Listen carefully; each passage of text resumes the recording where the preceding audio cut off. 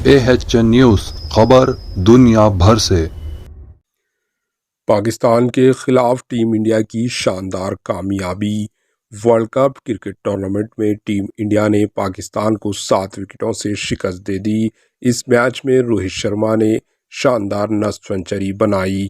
वहीं श्रेयस अय्यर ने भी शानदार बल्लेबाजी करते हुए नस्वां सेंचुरी बनाई।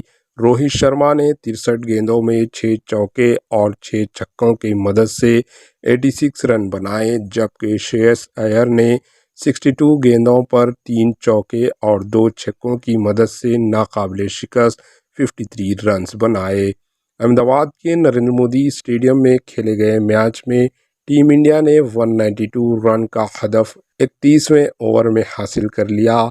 रोहित शर्मा ने 86 रन की शानदार इनिंग्स खेली, जबकि श्रेयस अय्यर 53 रन्स के साथ नॉट आउट रहे।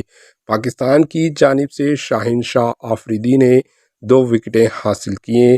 कप्तान रोहित शर्मा ने टॉस जीतकर बॉलिंग का फैसला किया।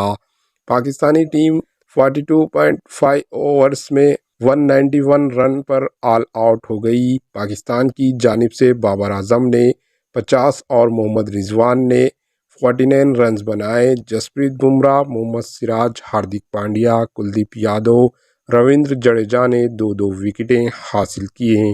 Bureau report, AHN news.